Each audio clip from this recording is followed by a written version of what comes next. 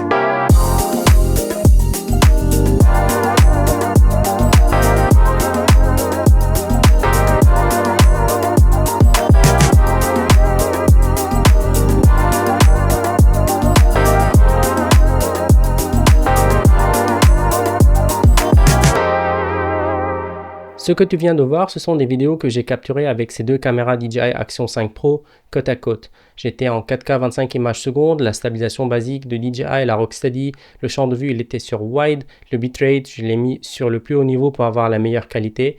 Une caméra elle était sur Super Night, balance des blancs automatique, l'autre balance des blancs automatique mais j'étais en exposition manuelle, shutter speed ou la vitesse d'obturation 1/50, ISO 1600, sharpness -2 et noise -1, ce que je ne peux pas du tout gérer sur le mode Super Night de l'autre caméra.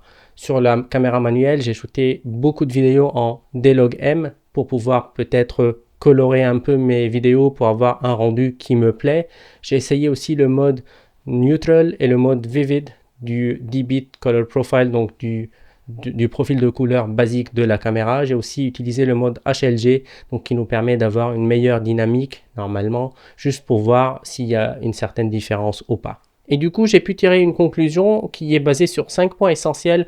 Pourquoi le Super Night Mode, il est beaucoup plus intéressant que le mode exposition manuelle de la DJI Action 5 Pro si tu es en train de shooter en basse lumière avec des lumières artificielles autour. Et je vais juste parler du mode D-Log-M et je vais pas du tout parler du mode donc couleur du profil normal, que ce soit Vivid, Neutral ou bien le HLG de la DJI. La première chose, si tu es en train de shooter en D-Log-M, il y a pas mal de trucs à faire en post-prod pour avoir le rendu souhaité. Tu dois convertir le D-Log-M en Rec 709, puis après tu dois changer les couleurs, modifier les couleurs, l'exposition et tout ça pour avoir quelque chose de potable, quelque chose qui te plaît.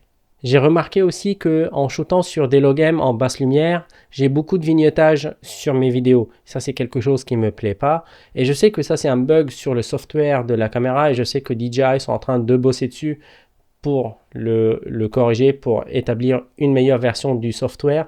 Mais pour le moment, il y a ce vignettage qui est vraiment dérangeant sur les vidéos en D-Log-M en basse lumière. Le troisième point, c'est la stabilisation. Je sais que j'ai utilisé les deux caméras avec la stabilisation basique, le Rocksteady, et j'ai utilisé le 4K 25 images secondes, alors que DJI recommande qu'on utilise le 4K 60 en basse lumière pour fournir à la stabilisation plus d'images pour qu'elle puisse stabiliser mieux les vidéos. Mais moi, j'ai utilisé le 4K 25 et j'ai remarqué quand même si les deux ont eu du mal à stabiliser les vidéos correctement, mais que la caméra avec l'exposition manuelle a vraiment galéré pour la stabilisation. On peut voir ça nettement sur mes vidéos, mais donne-moi ton avis en bas de cette vidéo en commentaire. Le quatrième point, c'est la plage dynamique de ces deux caméras dans ces deux modes. On voit bien qu'avec le mode D-Log-M, on a les hautes lumières qui sont vraiment cramées, on voit rien à l'intérieur du magasin, alors qu'avec le Super Night, on voit très bien à l'intérieur du magasin. Donc la plage dynamique, elle est largement meilleure si on utilise le mode Super Night. Et ça, c'est pour moi quelque chose essentiel, quelque chose de vraiment très important pour le Super Night comparé au mode manuel exposition. Le point numéro 5 et le dernier, c'est le bruit et le grain sur l'image. Je vois bien sur mon écran, sur mon ordinateur, que avec le mode Super Night, j'ai beaucoup moins de grain, beaucoup moins de bruit qu'avec la caméra qui était en full manuel, donc exposition manuelle en D-Log-M.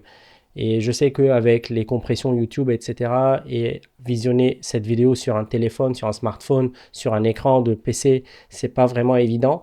Mais moi, sur mon ordinateur, je vois une nette différence entre les vidéos qui sont du Super Night et les vidéos qui sortent du mode D-Log-M en exposition manuelle. Du coup, voilà les 5 raisons pourquoi tu dois utiliser le mode Super Night et pas le mode exposition manuelle avec D-Log-M sur la DJI Action 5 Pro pour filmer en basse lumière avec des lumières artificielles. Voilà, ce sont mon avis sur cette caméra. Après, si tu trouves que le look avec le Super Night, il est un peu plus chaud, un peu plus rouge, tu peux changer les couleurs en post-prod ou bien tu peux changer la balance des blancs sur la caméra pour avoir directement un rendu qui te plaît. Voilà, c'est tout pour aujourd'hui. J'espère que cette vidéo t'a plu. J'espère que tu l'as trouvée intéressante et utile. Si c'est le cas, n'hésite pas à me laisser un petit like et à t'abonner à ma chaîne. Ça m'aide vraiment beaucoup. Et si tu veux m'aider davantage et si tu veux acheter la DJI Action 5 Pro, j'ai un lien d'affiliation juste en bas de cette vidéo dans la description. Donc n'hésite pas à aller voir. Merci d'avoir vu cette vidéo jusqu'au bout et à très bientôt pour d'autres vidéos. Ciao.